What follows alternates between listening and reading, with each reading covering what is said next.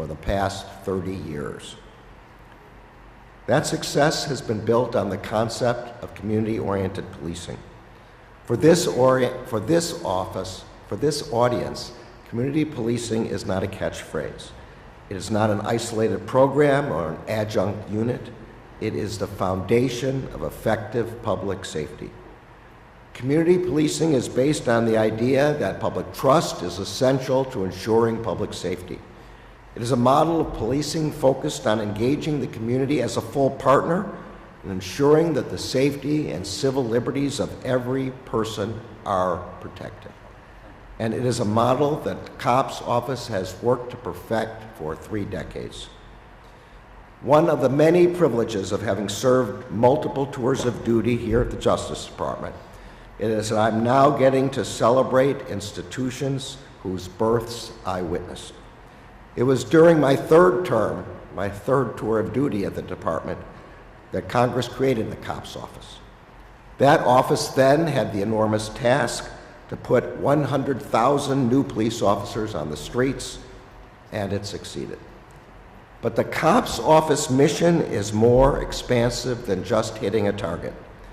It sought to give officers access to improved training and technical assistance to support their work, and to play an active role in developing partnerships with the communities they protected. Because so many of you in this room, and so many who came before you, I'm pleased to say that the COPS office has more than lived up to our expectations in 1994. Over the last 3 decades, the office has also awarded grants to more than 13,000 law enforcement agencies across the country through programs that support hiring police officers, advance school safety, combat fentanyl and other drug trafficking, and promote officer safety and wellness. Those numbers look impressive on paper, and they are, but they are more impressive in action. For 30 years, the COPS office has shown us what it looks like when you put the values that underlie community-oriented policing in practice in the field. It looks like police departments.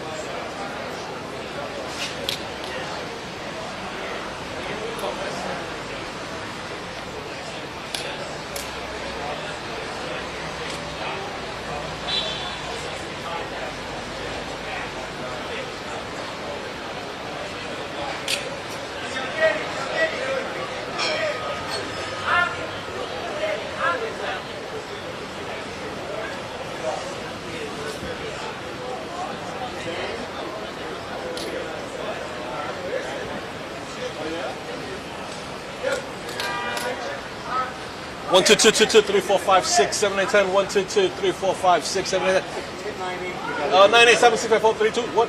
It ain't happening. After lunch is what I'm hearing right now. Again, this is what everyone's saying after lunch. I'm hearing after lunch.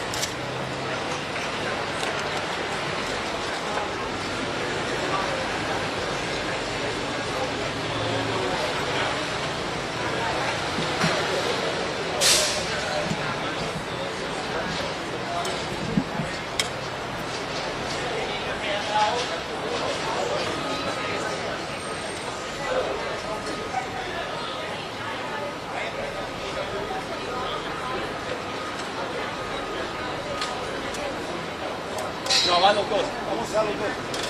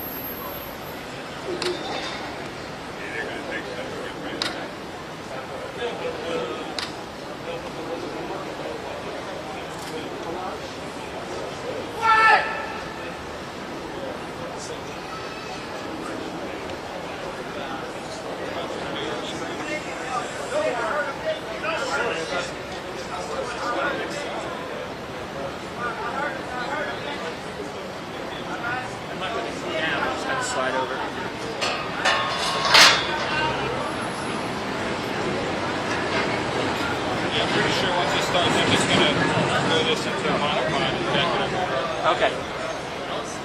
I just want to make sure you have the space too. Diane is going to be there, but she's going to be not on the side of her camera.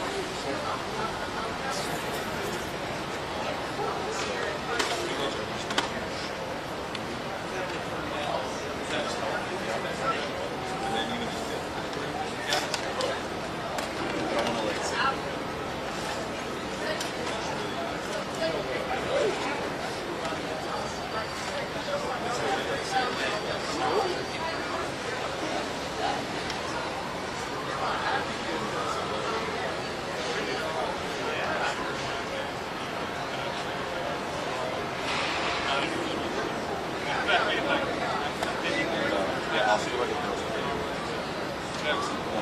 I'll check those out.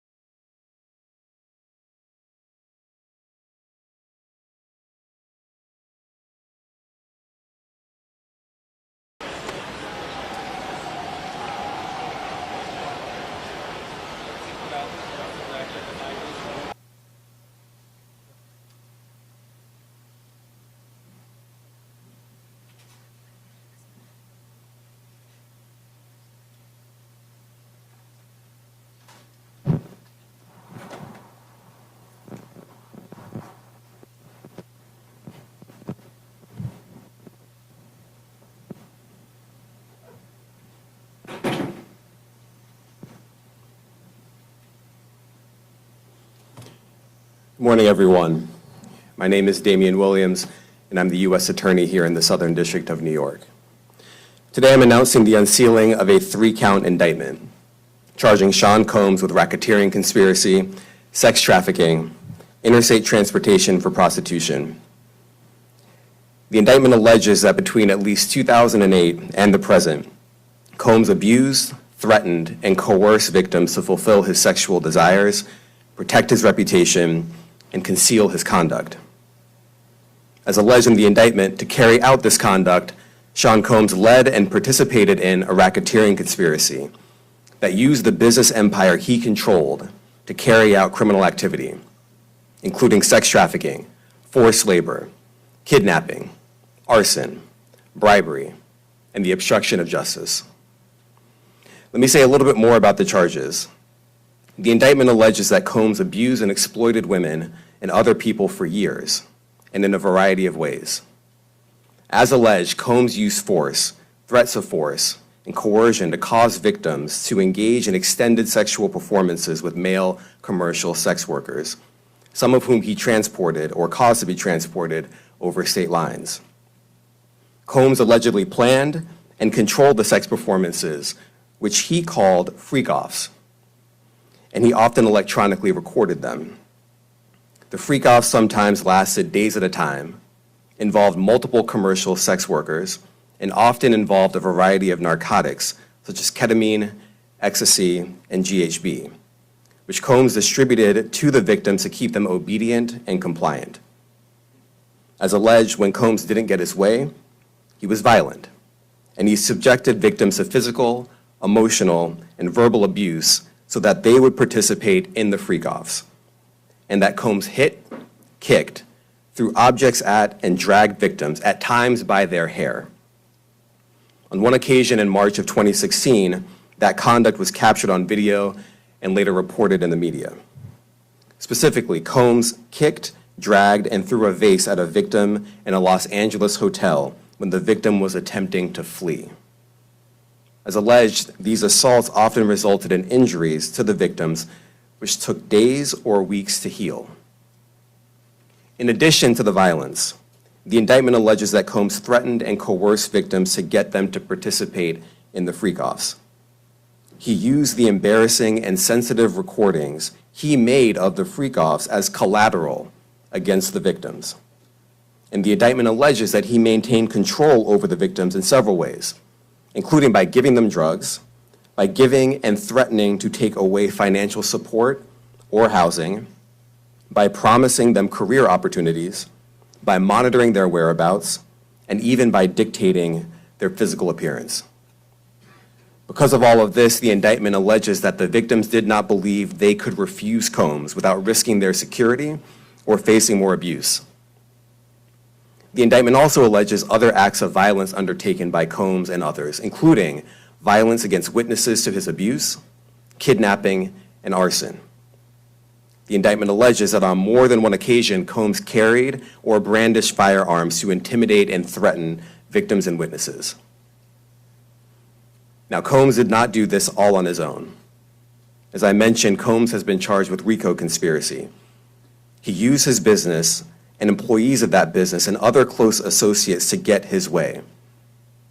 Those individuals allegedly included high-ranking supervisors in the business, personal assistants, security staff, and household staff.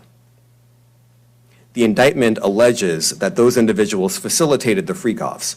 They booked the hotel rooms and stocked them with the supplies, including drugs, baby oil, personal lubricant, extra linens, and lighting. When the hotel rooms got damaged, they helped clean it up. They arranged for victims and commercial sex workers to travel for the freak-offs, and they delivered large quantities of cash to Combs to pay for the commercial sex workers. The indictment also alleges that they helped Combs cover up his crimes. During the March 2016 incident at the LA hotel that I mentioned earlier, a member of the hotel security staff intervened, and Combs attempted to bribe the staff member with a stack of cash to make sure that what happened was kept quiet. And as the indictment alleges, in late 2023, after public allegations were made about Combs' crimes, He and others pressured witnesses and victims to stay silent, including by making phone calls to witnesses and victims and giving them a false narrative of what they had experienced. And as alleged, Combs used others to help conceal his abuse by monitoring and preventing victims from leaving a location in order to hide their injuries, or by locating and contacting a victim who had attempted to flee. As part of this investigation, in March of this year, special agents from HSI executed search warrants at Combs' residences in Miami and Los Angeles. They also executed a warrant for Combs' electronic devices. During those searches, agents seized evidence of the crimes charged in this indictment. They seized firearms and ammunition, including 3 defaced AR-15s and a large-capacity drum magazine. They also seized evidence of the freak-offs, electronic devices that contain images and videos of the freak-offs with multiple victims. And they seized cases and cases of the kinds of personal lubricant and baby oil that Combs' staff allegedly used to stock hotel rooms for the freak-offs, more than 1,000 bottles altogether. Here are some of the items that we recovered during the searches.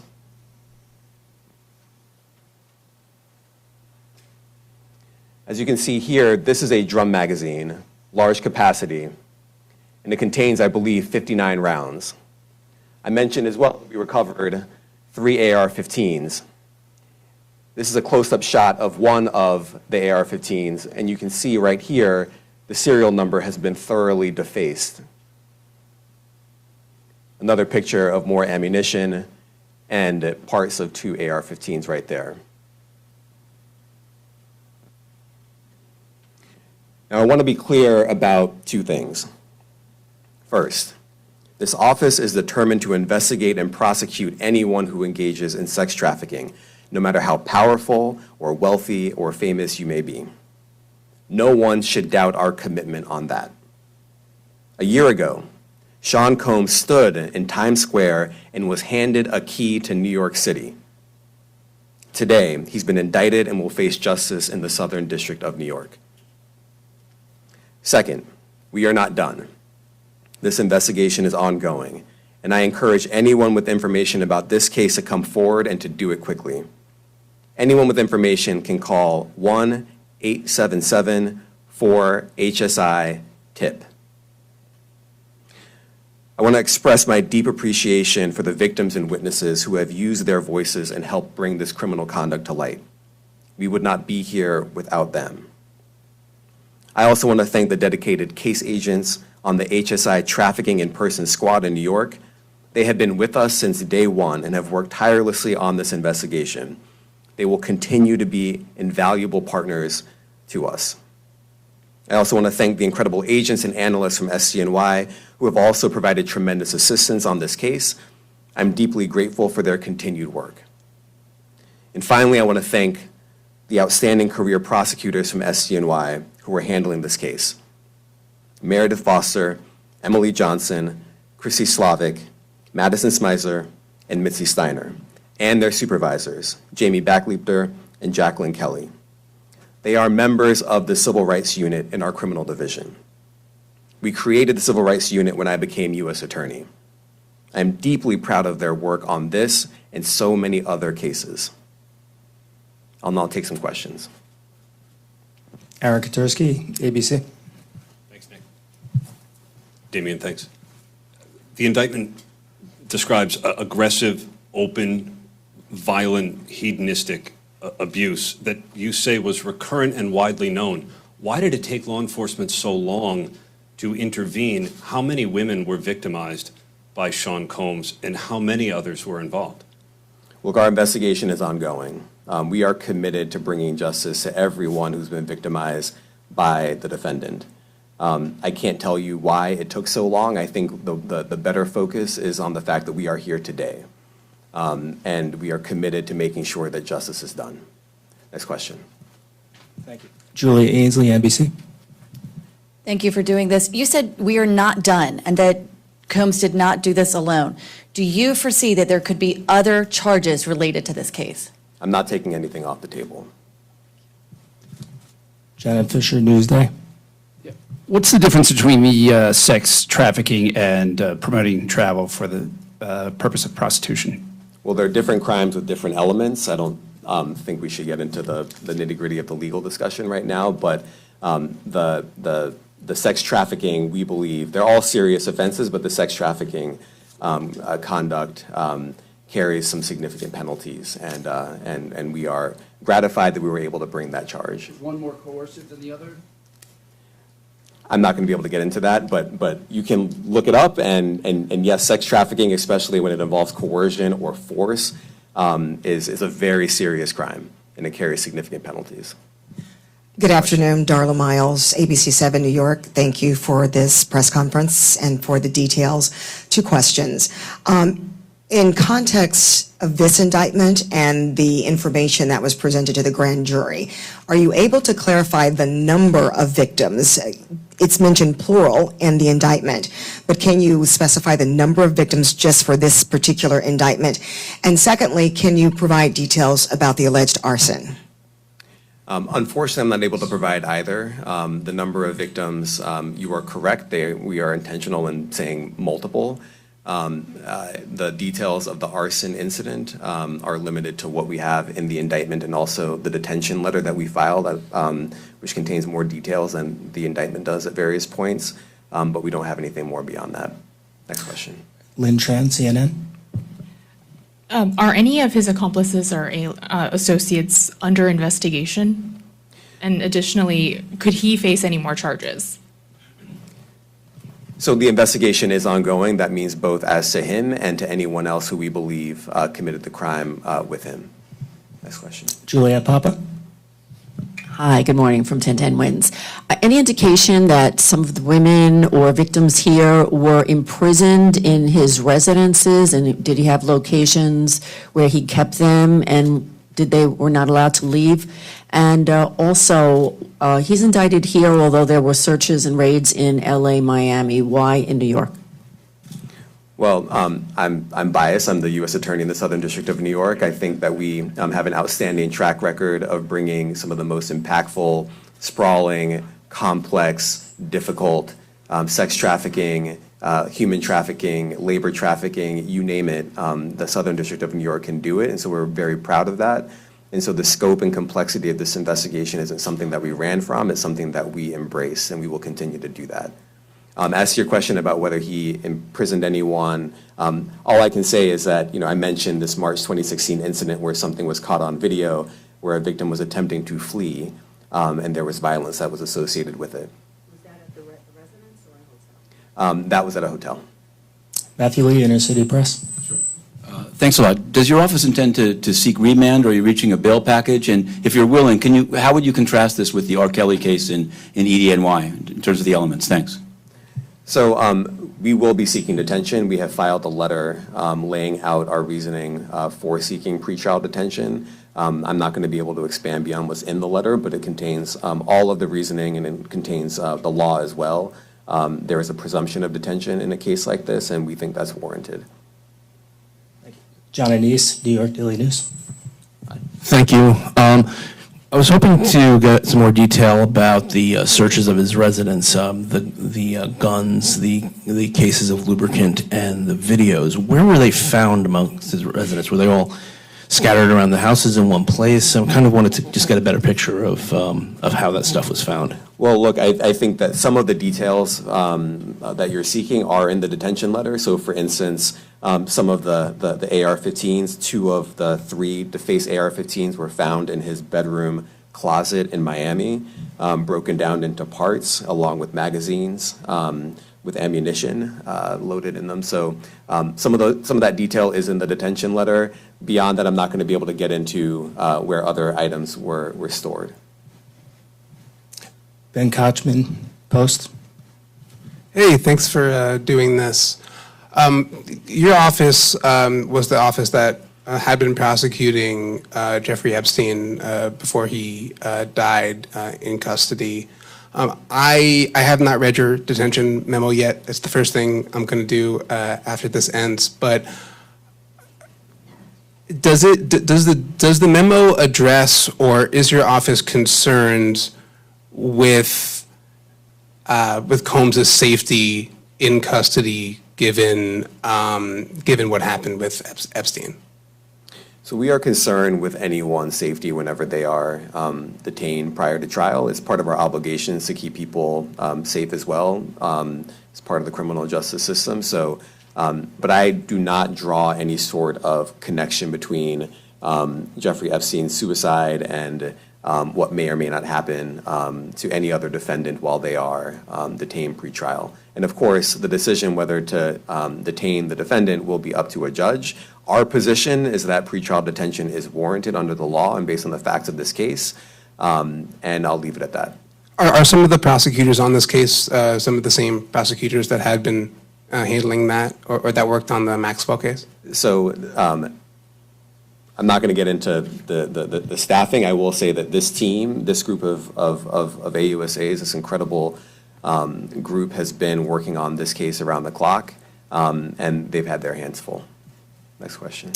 Gus Rosendale, NBC News. Good morning, sir. Combs' attorney said that his client has been cooperative with investigators. He said that this morning. I was wondering if you would have a reaction to that.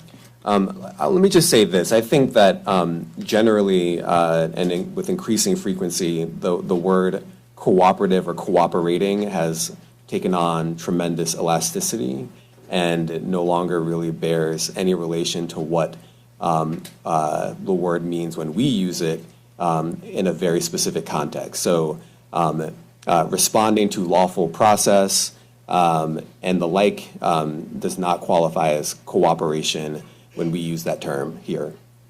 Mike Sisak, AP. Thanks.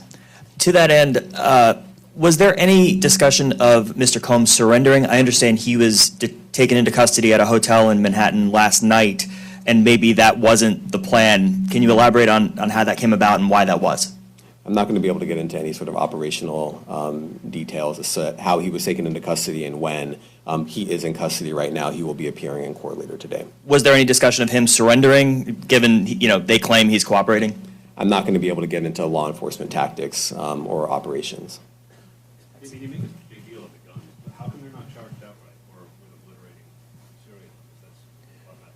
Well, I can't get into the charging decision. It is very meaningful to us that weapons were possessed, as we allege in the indictment. Part of the reason why this conduct was so pervasive and harmful was because victims and others didn't necessarily feel comfortable denying him his wishes, as we allege, because of the presence of firearms. I should leave it there. Thanks. Last question, Jacob Shamison.